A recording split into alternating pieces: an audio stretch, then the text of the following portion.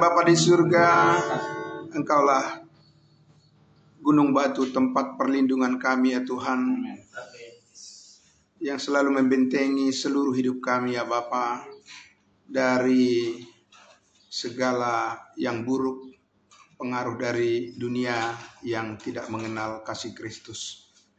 Kami bersyukur ya Tuhan, ada firman-Mu yang menjadi benteng bagi kehidupan kami. Amin. Untuk tetap tempat perlindungan kami untuk mendapatkan kekuatan baru dan memelihara dengan damai sejahtera-Mu setiap hati dan pikiran kami.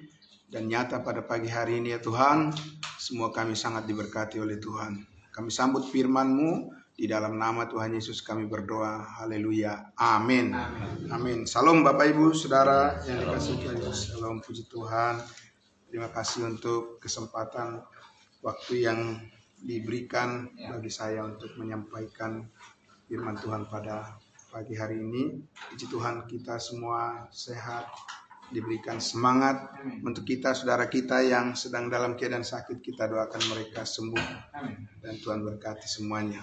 Baik, Bapak Ibu yang dikasihi Tuhan Yesus, mari kita membuka Alkitab kita dari kitab Galatia. Saya ingin mengajak kita untuk melihat kebenaran firman Tuhan yang terus mengajar kita untuk lebih taat lagi kepada Kristus dan bagaimana hidup kita terus dikuatkan oleh kasih karunia-Nya.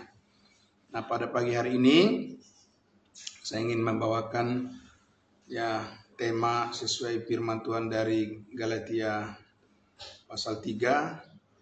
Bagaimana kita menjadi orang-orang yang bijaksana di dalam Tuhan dan terhindar dari kebodohan dunia.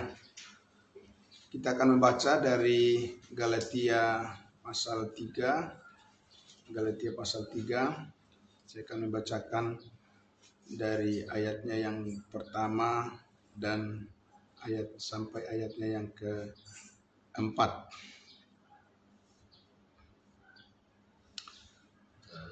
Galatia pasal 3 ayat 1 sampai 4. Saya mulai dari sini. Hai orang-orang Galatia yang bodoh, siapakah yang telah mempesona kamu? Bukankah Yesus Kristus yang disalibkan itu telah dilukiskan dengan terang di depanmu?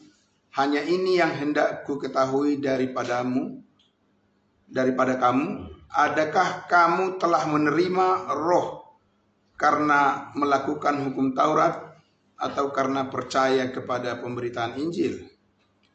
Adakah kamu sebodoh itu? Kamu telah memulai dengan roh, maukah kamu sekarang mengakhirinya di dalam daging? Sia-siakah semua yang telah kamu alami sebanyak itu? Masakan sia-sia? Ya, Bapak Ibu Saudara yang dikasihi Tuhan Yesus, kita tahu bahwa dunia akan membodohi. Jadi selalu akan membawa kepada kemerosotan. Karena dunia ini sudah jatuh oleh karena dosa.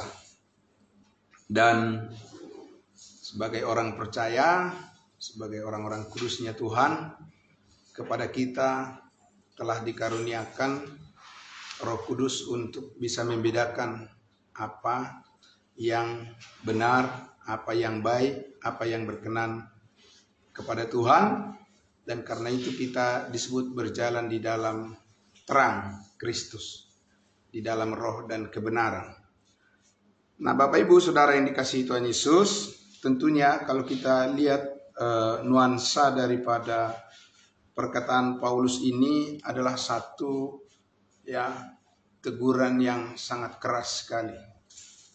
Ya, tidak enak mendengar kata-kata seperti ini, apalagi kita tahu bahwa di jemaat Galatia ini kan bukan hanya jemaat biasa ya, pasti di situ ada pelayan-pelayan, hamba-hamba Tuhan, pengurus-pengurus gereja. Dan kita kalau membaca latar belakang dari surat Galatia ini juga bahwa ini ditujukan bukan kepada hanya satu jemaat, karena di situ bentuk plural dia churches di Galatia, jadi jemaat-jemaat gitu ya. Nah, jadi kepada mereka ini sudah terpapar kekeliruan yang mereka alami belakangan, bukan di awal. Kalau di awal mereka benar. Di awal mereka beriman dengan sungguh kepada Injil yang benar, karena mereka menerima berita kabar baik itu dari Rasul Paulus, bukan dari rasul yang lain. Nah, namun kita lihat bahwa menjaga kesetiaan itu memang tidak mudah, karena bukan usaha manusia, gitu ya. Tidak mudah karena ini bukan usaha manusia, tapi ini adalah pekerjaan Tuhan, ya. Dan di sini membutuhkan kesetiaan yang bisa menyuplai kepada kita kemampuan yang melebihi daripada hanya sekedar pikiran manusia, akal pikiran manusia.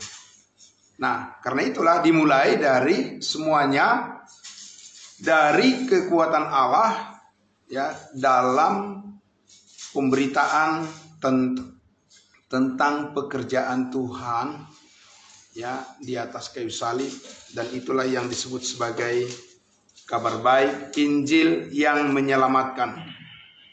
Nah, Bapak Ibu, saudara yang dikasihi Tuhan Yesus, jadi memang ya, orang yang belum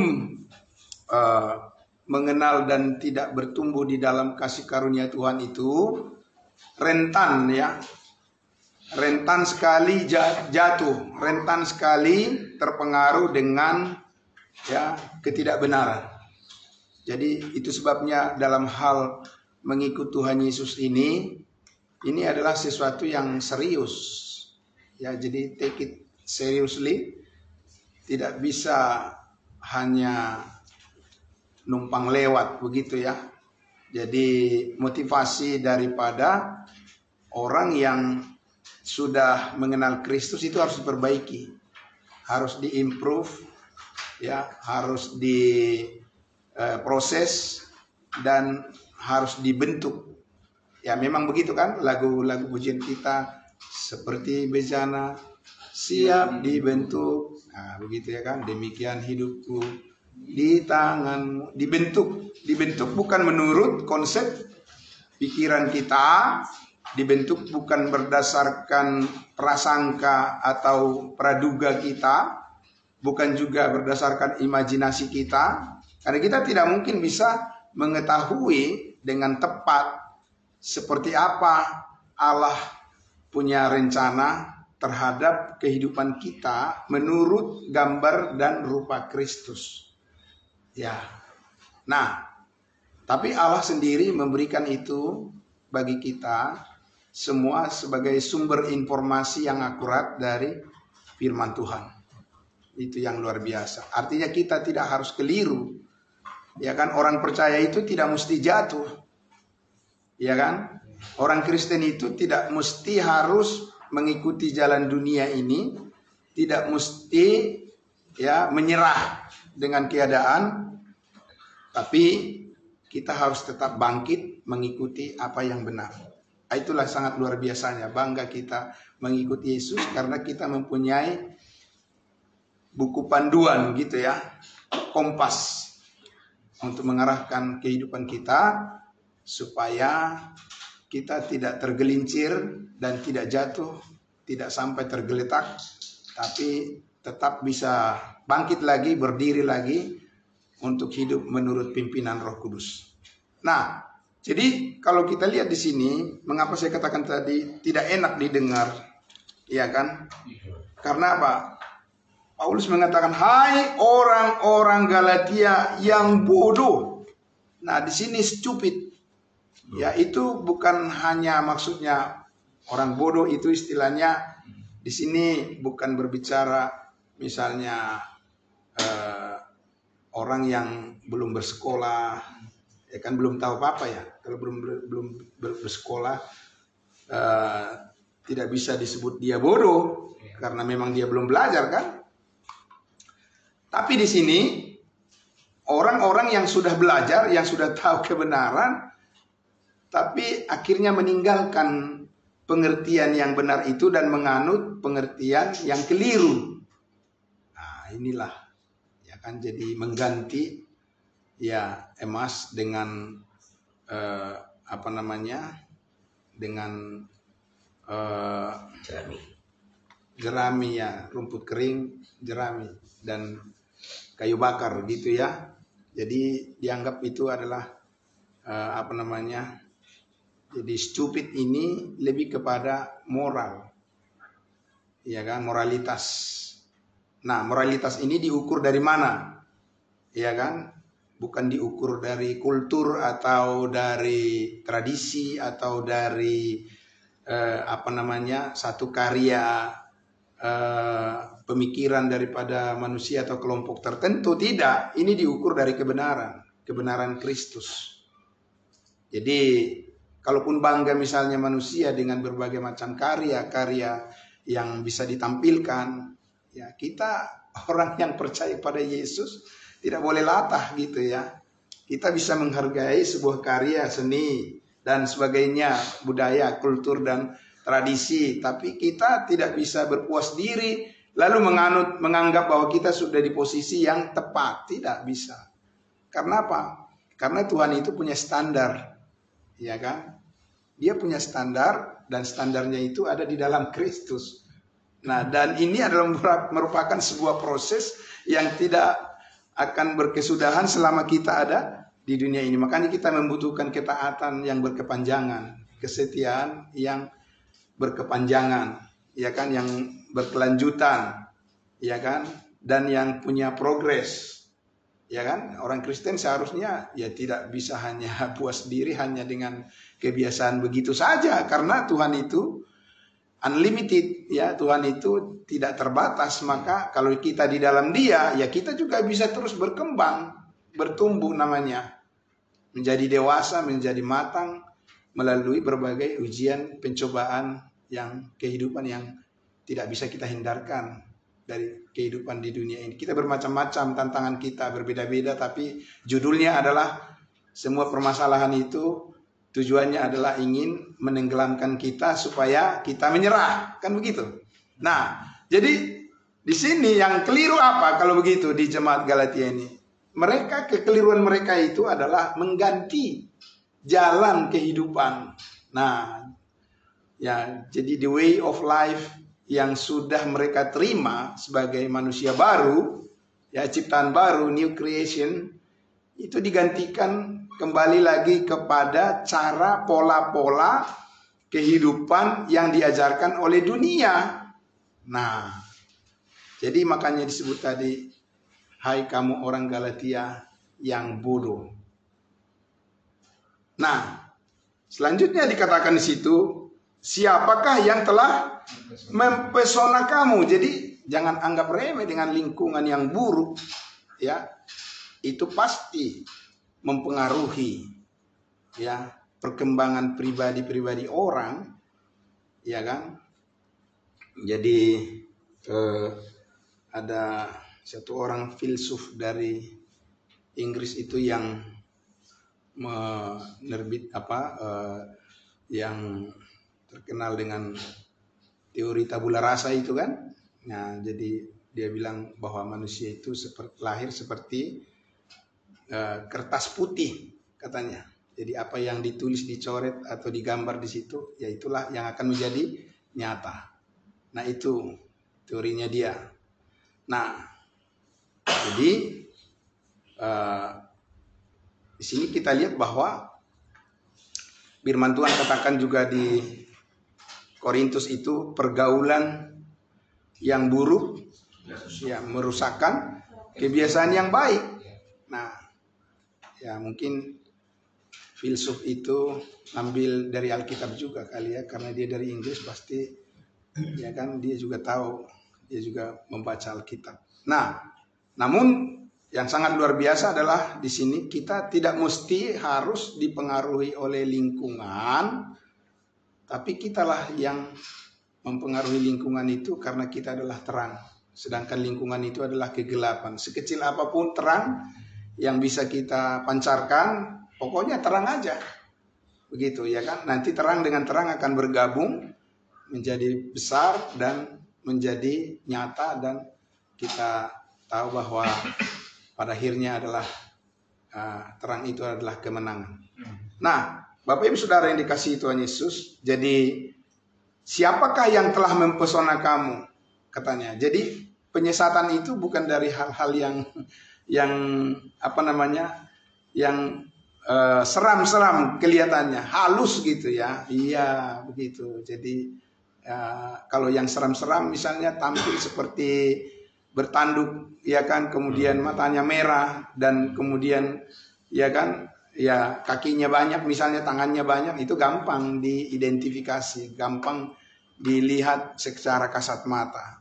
Nah, yang mengerikan itu adalah yang tanpa disadari oleh orang, ya kan, bahwa dia sudah terseret, ya kan, secara perlahan ya kepada kesesatan dan pikiran yang kedagingan. Nah, Bapak Ibu Saudara yang dikasihi Tuhan Yesus, kalau kita bertanya, jadi siapa yang bisa menyadarkan kita terhadap kehendak Allah supaya kita selalu aware, selalu kita tersadar dan tidak bisa ditipu? Tidak lain daripada firman Tuhan, tidak lain. Jadi tidak mungkin ada orang yang hanya ya sekilas-sekilas tahu firman Tuhan lalu dia langsung mempunyai satu hikmat yang besar, bijaksana, kuat dan mampu untuk menghindari godaan dunia. Tidak ada itu. Jadi kita perhatikanlah ya Bapak Ibu Saudara, dan kita ajaklah semua orang, semua jemaat yang kita layani, ayo ya lebih rajin lagi, lebih tekun lagi apa? Untuk belajar firman Tuhan. Karena apa? Karena ya itu dia. Ya manusia itu rentan dengan kejatuhan. Tidak boleh ada yang sesumbar, oh enggak, saya pasti oke saja kok, baik-baik saja kok. Enggak bisa, tidak ada itu. Ya kan? Kita sudah lihat di Alkitab sampai seperti misalnya bapak orang beriman saja. Siapa bapak orang beriman? Ya kan, Abraham saja, ya kan? Itu udah dijuluki sebagai bapak orang beriman. Ya kan, akibat dari dosa dia sampai sekarang pertempuran, ya kan, suku dan bangsa itu keturunannya terus, ya kan? Kan dia yang salah tuh. Ya kan, dia yang memilih untuk mengambil ya perempuan lain yang bukan istrinya, dan akhirnya melahirkan anak dan terjadi perseteruan dengan anak perjanjian dan keturunannya sampai sekarang. Jadi artinya memang ya di sini kita lihat bahwa Daud juga begitu, ya kan? Apa itu kan orang-orang itu tokoh-tokoh yang berkenan kepada Tuhan. Orang-orang yang sangat taat, patuh kepada Tuhan. Orang yang melakukan kehendak Tuhan. Itu bukan orang sembarangan mereka itu, ya kan? Tapi kita lihat apa? Justru ya mereka pun tidak kebal terhadap apa? Kejatuhan, ya. Nah, itu artinya tidak bisa diremehkan bahwa memang ya kita lihat di sini kepada kita lah sekarang ini ya di zaman kasih karunia ini, di mana Tuhan Yesus yang sudah mati dan bangkit ya untuk menebus segala dosa kita, mengampuni kita dari segala dosa kita, menguduskan kita sekali untuk selama-lamanya, dan memberikan kita anugerah keselamatan hidup yang kekal sekali untuk selamanya. Kitalah yang mempunyai peluang yang paling besar menurut saya ya untuk bisa ya hidup benar di hadapan Tuhan saat ini, karena kepada kita dikaruniakan berkat yang terbesar di dalam Kristus Yesus. Amin. Nah, itu. Jadi berarti di sini kita perlu memacu ya dan memicu semangat kita untuk terus ya memahami jalur yang sudah benar. Amin. Nah, ini perlu diajarkan kepada semua anak muda, ya kan, di semua ya generasi Gen Z, ya apalagi generasi Y, X, Y, Z, dan ini yang kecil ini generasi apa namanya? Generasi digital, anggap saja lah begitu ya. Nah, mereka ini ya kan sekarang mempunyai satu ruang yang sangat besar untuk mendapatkan informasi yang tidak terbatas. Ya kan? Ponakan saya itu yang dijaga oleh istri saya di Tangerang itu masih usia 2 tahun, tapi sudah bisa itu mengubah-ubah fitur daripada handphone itu ya kan Mas. Untuk kalau kami video call setiap pagi, saya selalu video call ya dengan dia, itu diubah-ubah fiturnya gitu ya, luar biasa. Belum bisa bicara juga jelas, tapi ya itu dia. Nah, jadi artinya apa? Betapa luar biasa ya kan sekarang ini ya, informasi teknologi ini akan menjadi sumber kejahatan daripada manusia saat ini. Dan kalau kita tidak meneguhkan setiap kebenaran di dalam hati setiap orang percaya, maka tidak tertutup kemungkinan dan bahkan terbuka peluang yang sangat besar bahwa generasi yang akan datang itu mereka akan mengabaikan ya prinsip-prinsip moral yang diajarkan oleh Alkitab. Karena apa? Karena dunia di zaman teknologi informasi sekarang ini, apa sih yang tidak ada dicek cek GPT ya,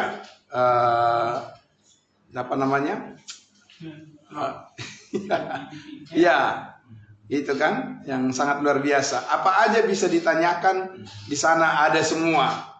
Nah, jadi karena itu tidak lebih pintar orang tua dari anak-anak sekarang ini. Jangan kita bilang kita lebih pintar dari mereka.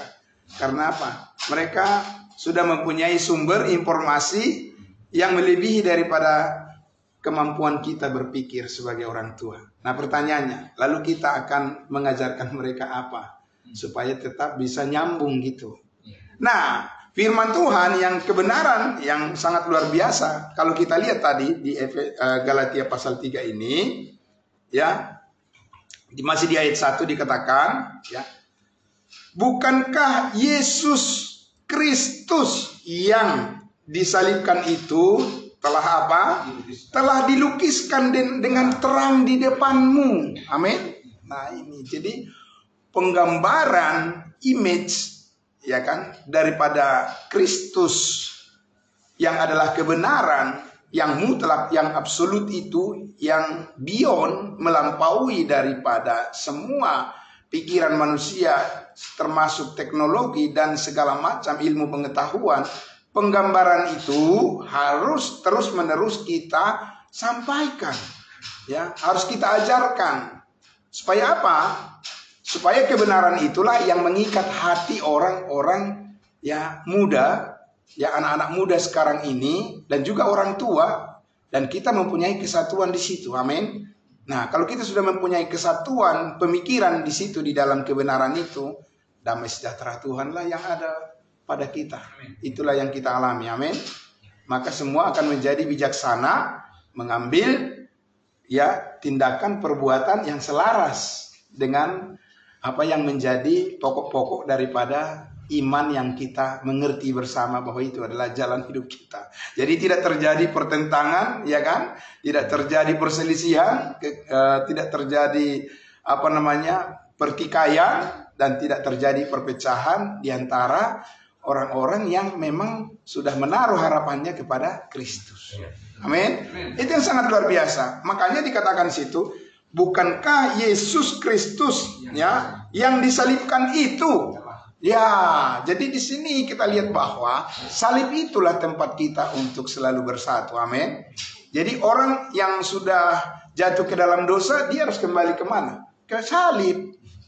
Amin. Iya, jadi bukannya pergi ke dukun, kemudian pergi ke orang pintar, atau pergi healing-healing, pergi kemana lagi Bapak Ibu Saudara, macam-macam ya, memuaskan hobi ya, dan seterusnya. Bukan ke situ tempatnya, ya, bukan ke sana, tapi datanglah kepada ya pengetahuan yang benar tentang salib Kristus. Karena disitulah hidup kita diubah. Disitulah kita, ya, semuanya, segala kelemahan kita, segala dosa kita, segala kesalahan kita, disitulah dibersihkan oleh Tuhan Yesus. Amin. Nah, disitulah hidup kita dipulihkan. Nah, jadi karena itu Paulus mengatakan bahwa dilukiskan. Nah, di sini masalahnya, ya, bahwa penggambaran tentang salib Kristus itu banyak sekarang ini disampaikan orang menjadi satu motivasi-motivasi yang keliru mencari keuntungan diri sendiri. Nah, disitulah maka, ya, saat ini orang-orang mendengarkan tentang Yesus itu bayangannya seperti apa sih Yesus itu? Ya kan? Bayangannya kasih Allah di dalam Kristus Yesus itu seperti apa? Kabar baiknya apa tentang Yesus Kristus saat ini? Ya kan? Nah, itu sudah banyak orang sekarang ini sudah bias gitu ya.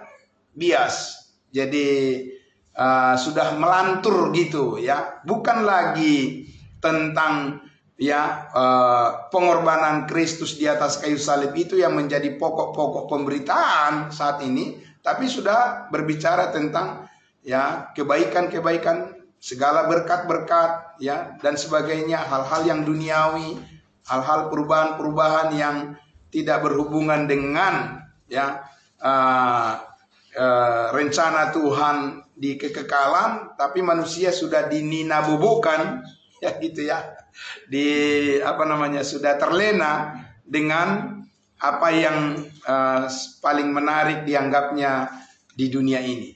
Nah, jemaat Galatia ini juga tidak terkecuali jatuh juga ke sana. Jatuh juga di sana.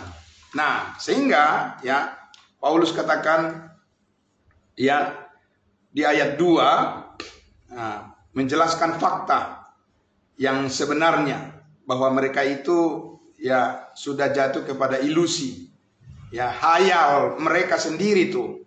Nah, sekarang Paulus menjelaskan di ayat 2, hanya ini yang hendak ku ketahui daripada kamu. Adakah kamu telah apa? Menerima Roh Kudus karena kamu melakukan hukum Taurat, ataukah karena kamu apa? Percaya kepada pemberitaan Injil. Yaitu simple sekali, Bapak Ibu Saudara. Jadi manusia itu membuat rumit, ya kan, pengenalan akan Kristus itu, ya kan, yang menjadikan pengenalan akan Kristus itu seolah-olah bahwa hanya karena tergantung kepada hikmat manusialah maka orang akan bisa kenal Kristus, dan bukan tergantung kepada firman Tuhan lagi. Nah, karena di situ ada keuntungan yang diambil bagi dirinya sendiri dan bagi kelompoknya, sehingga macam-macam lah yang disampaikan karena pengetahuan-pengetahuan dunia yang belum tentu relevan dengan pengetahuan kebenaran itu sendiri, sehingga Paulus mengatakan, ya, orang-orang seperti itu adalah orang-orang yang dianggap bodoh, sekalipun mereka merasa bahwa mereka sangat berpengaruh, mereka sangat pintar dan banyak aplaus, tepuk tangan yang diterima, tapi tetap aja di hadapan Tuhan itu adalah suatu kebodohan. Dan pada akhirnya karena Tuhan yang menghakimi kan, ya, Tuhan yang menghakimi dan Tuhan yang tahu persisnya apa benarnya. Makanya dijelaskan di situ tentang bagaimana menerima apa?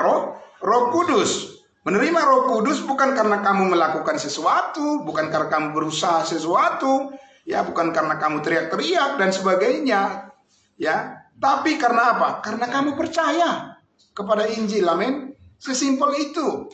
Jadi tidak bisa diubah, ya kan? Jangan dianggap bahwa itu adalah merupakan satu kerja keras manusia dan keahlian daripada seseorang di dalam hal berkhotbah dan dalam hal bagaimana dia sebagai pembicara yang hebat dan sebagainya. Tidak, ya, bahwa menerima Roh Kudus itu adalah simpel saja karena kamu percaya. Tapi apa yang kamu percayai itu harus jelas, penggambarannya harus jelas, ya, tidak boleh blur, ya, tidak boleh keyakinan pribadi, dan tidak boleh itu adalah doktrin pribadi sendiri, tapi itu adalah benar-benar adalah dasarnya Injil Kristus, Ya. Nah, kita lihat di sini di ayatnya yang ketiga ini. Diulang lagi. Adakah kamu apa? Adakah kamu sebodoh itu? Kamu telah memulai dengan apa? Dengan Roh Kudus. Kapan mereka memulai dengan Roh Kudus? Ketika mereka percaya kepada salib Kristus, percaya kepada Injil kebenaran, ya, pada saat itu dimeteraikan dengan Roh Kudus. Ketika kamu mendengar Injil kebenaran, kabar baik, disitulah kamu menerima Roh Kudus dan tinggal di dalam dirimu. Itulah sebabnya tubuhmu adalah bait daripada Roh Kudus. Sadar atau tidak, kan begitu? Ya kan? Atau itu hanya menganggap ya itu kan ya biasa aja lah, gitu ya. Itu hanya suatu upacara atau hanya prosesi, ya kan, semata saja di dalam kekristenan. Oh iya, kalau memang tradisi saja yang kamu anggap bahwa itu adalah hanya kronologi daripada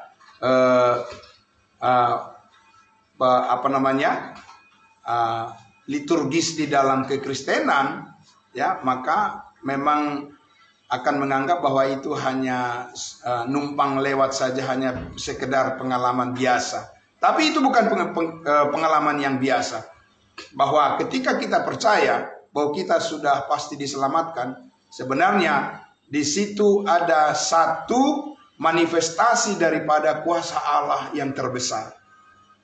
Itu yang sangat luar biasa. Manifestasi daripada kuasa Allah yang terbesar, sebab di sanalah Allah berkenan pertama kali tinggal di dalam hidup kita sebagai orang percaya, dan kita menjadi pewaris sorga, dan kita menjadi miliknya, dan kepada kita Allah menyampaikan dan memberikan kita sebagai satu kesempatan untuk hidup di dalam kebenarannya, di dalam terangnya, supaya kita bisa menyaksikan apa yang terbesar yang telah Tuhan kerjakan dalam kehidupan kita. Nah, supaya kita memperhatikan itu dengan sungguh-sungguh dan menjadi bijaksana dengan itu. Amin. Itu yang sangat luar biasa. Maka, ya, diulang tadi bahwa kamu telah memulai dengan roh, bukan dengan daging, ya, memulai dengan roh. Maukah kamu sekarang mengakhirinya di dalam daging? Nah, jadi ini adalah soal keberlanjutan, amin. Nah, itu. Jadi banyak juga orang yang mungkin ya yang tadinya dia berkepercayaan yang lain, kemudian dia karena sesuatu hal dia mengenal Kristus, ya, mendengarkan Injil, mengenal Kristus, kemudian dia pindah beragama dari agama lain ke Kristen, kemudian ya lama-lama dia berpikir, ya kan, karena dilihatnya apa? Karena orang yang diikutinya, ya, contohnya dia pindah jadi agama Kristen karena menikah dengan orang beragama Kristen, misalnya begitu, ya. Lalu dilihat suaminya kayaknya enggak seperti harapan gitu, ya. Nah, ketaatan suaminya itu yang diikutinya itu tidak seperti yang diharapkan gitu, ya, banyak membuat batu sandungan. Lama-lama mulai dia ragu, ya, ragu dia.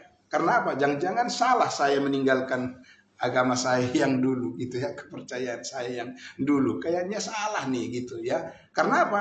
Karena dia berpikir bahwa kalau dia sudah pindah ke agama Kristen, mengikuti Yesus, maka semua hal-hal yang dulu dia sulit, ya kan, itu akan dengan mudah teratasi, dan mulailah dia kecewa. Nah, karena dia kecewa, balik lagi dia, ya kan? Nah, balik lagi karena apa? Ternyata enakan yang dulu gitu, ya. Nah, ini jemaat Galatia ini nih seperti itu, ya. Jadi mereka balik kanan lagi. Nah, dan Paulus mengatakan itu satu tindakan kebodohan, bukan kepintaran itu. Itu adalah kebodohan. Karena apa? Karena sesungguhnya, ya, kamu telah memulai suatu garis kehidupan yang benar di hadapan Allah, ya, hidup dipimpin oleh Roh Kudus. Apakah kamu, apa dikatakan tadi? Maukah kamu akan mengakhirinya, meneruskannya dengan apa? dengan kegagalan. Aneh kan Bapak Ibu Saudara? Sudah tahu bahwa dia mengawali suatu titik kemenangan.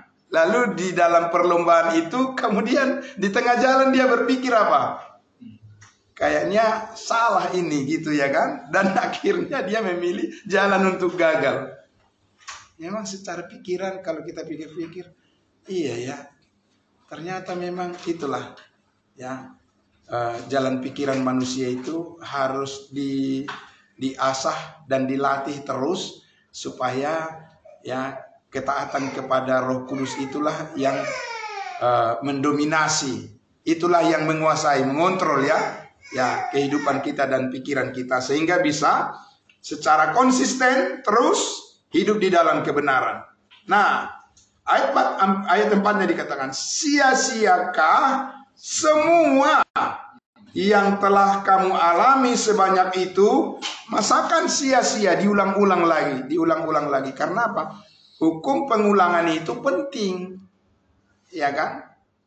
Anak-anak kalau hanya satu kali dibilangin, memang dia langsung bisa mengingat, nggak bakalan. Hanya orang yang panjang sabar yang bisa melakukan itu berulang-ulang. Karena itu kebutuhan mereka. Tapi bukan hanya mereka, kita juga perlu diulang-ulang, diingatkan oleh firman Tuhan. Karena tadi sudah saya katakan, tidak ada di antara kita yang kebal terhadap kejatuhan. Ya, siapapun kita, hanya karena bergantung pada kasih karunia Tuhanlah kita, maka kita bisa tetap berdiri, dan oleh karena pimpinan Roh Kuduslah kita boleh tetap berbuah. Nah, jadi hanya masalahnya kalau saya lihat Bapak Ibu Saudara di dalam pelayanan ini memang ya pengaruh lingkungan itu luar biasa ya, merusak pikiran manusia itu ya.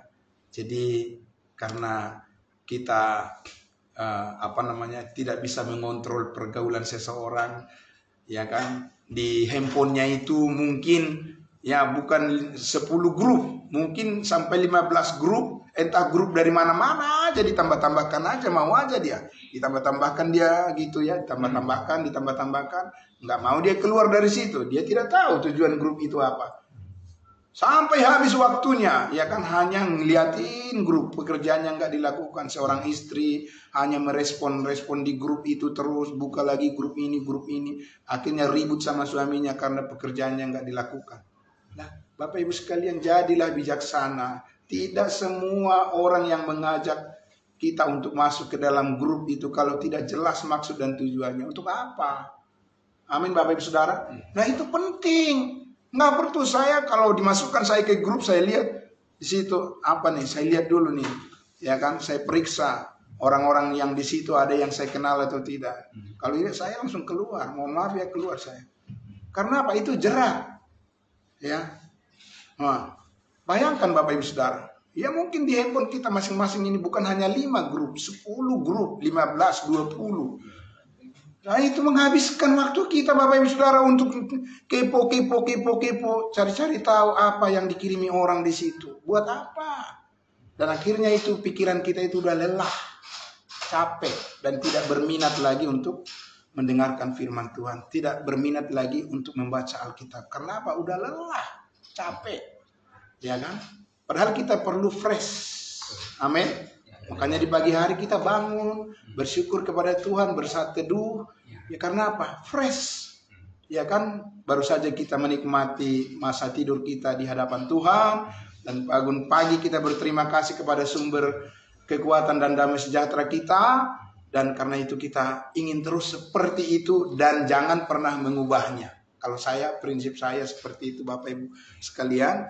Apa yang sudah benar, yang Tuhan tetapkan, dan kita sudah merasakan betapa kedekatan kita dengan Tuhan melalui kita bersaat teduh, ya, berdoa, beribadah, memuji Tuhan, mendengarkan firman-Nya, ya, itulah harus menjadi habit, begitu ya, habit ya, kayak menjadi ya kebiasaan yang tidak lagi menjadi sesuatu yang sangat berat gitu ya. Bagi banyak orang bangun pagi itu Berat apa tidak Bapak Ibu Saudara? Berat sekali. Ya kan? Mungkin kalau kita bilang, ayo bangun pagi karena ada pembagian sembako. Kalau itu baru mau bangun pagi dia. Ya, bagaimana tiap pagi kalau seperti itu? Siapa? Ya kan yang melakukan itu Bapak Ibu Saudara.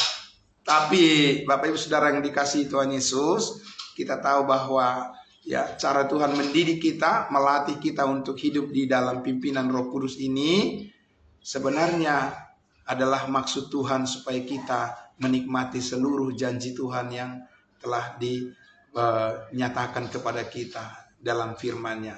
Hanya ya banyak orang ya kan yang tidak mau konsisten dengan jalan yang benar, jalan hidup yang benar, akhirnya ya itulah sebabnya ada hal-hal yang pergumulan itu ada yang cepat selesai, ada juga pergumulan itu berkepanjangan. Karena kalau orang-orang yang taat kepada kebenaran itu kan pasti cepat menyelesaikan satu masalah kan? Iya, karena apa? Kita sepakat di dalam kebenaran. Selesai. Amin. Iya. Tapi kalau kita tidak sepakat di dalam kebenaran dengan teman kita, dengan saudara kita, dengan keluarga kita, ya berkepanjanganlah masalah itu terus. Dan kita hanya berdoa kepada Tuhan supaya Tuhan memberikan kita beban jangan sampai di luar daripada kemampuan kita, dan itu adalah janji Tuhan. Amin. Nah, karena itu Bapak Ibu Saudara yang dikasihi Tuhan Yesus, ya pada pagi hari ini senang sekali kita bisa bersama-sama terus saling mendoakan, dan di sini tempat kita untuk saling meneguhkan di dalam iman kita kepada Kristus Yesus, dan di sini kita semua dilatih untuk menjadi pribadi yang kuat karena pengharapan kepada Tuhan dibukakan semua di tempat ini. Dan kita mendoakan juga semua anak-anak kita di panti supaya mereka juga menjadi pribadi-pribadi yang kedepannya dipakai oleh Tuhan untuk menyaksikan kasih Kristus yang sangat luar biasa itu. Amin. Mari kita berdoa. Bapa dalam surga, terima kasih, kami sangat bersyukur ya Tuhan. Kalau pagi hari ini Tuhan Yesus firman-Mu bergema dan kami memberitakan, menyiarkan lagi Tuhan setiap kebaikan dan pertolongan Tuhan, pengharapan yang sungguh memberikan kami keyakinan yang kuat dan yang kokoh bahwa panggilan Tuhan bagi kami dan janji Tuhan bagi kami semua sungguh dapat dipercaya. Dan kami yakin bahwa Roh Kudus yang menuntun kami untuk menjadi bijaksana dan tidak akan menoleh ke belakang kepada hal-hal yang tidak dikehendaki oleh Tuhan. Tapi kami harus terus bergerak maju ke depan, dan kami mau taat sesungguhnya kepada Tuhan sebab Engkau telah menyelamatkan hidup kami sekali untuk selamanya. Dan di dalam kebenaran itulah kami berjalan di dalam terang firman-Mu. Kami telah memulai dengan Roh Kudus, pertolongan Roh Kudus, hikmat daripada Roh Kudus. Maka kami juga mau dipimpin oleh Roh Kudus hidup kami, supaya kami tidak akan merugi, tapi kami selalu menjadi orang-orang yang beruntung di dalam Tuhan. Dan itulah kerinduan kami, supaya apa yang kami lakukan semuanya itu menjadi hormat dan pujian bagi nama-Mu. Di dalam nama Tuhan Yesus kami berdoa dan bersyukur. Terpujilah Engkau Bapa di dalam sorga, dan diberkatilah semua saudara-saudara kami yang telah mendengarkan kebenaran firman-Mu ini. Haleluya, amin. Amin. Amin. Puji Tuhan, terima kasih. Saya kembalikan ke Pak sahabatnya, Pak Romora yang bersama dengan Tuhan, begitu betul bagaimana kita menjadi orang bijaksana dan terhindar dari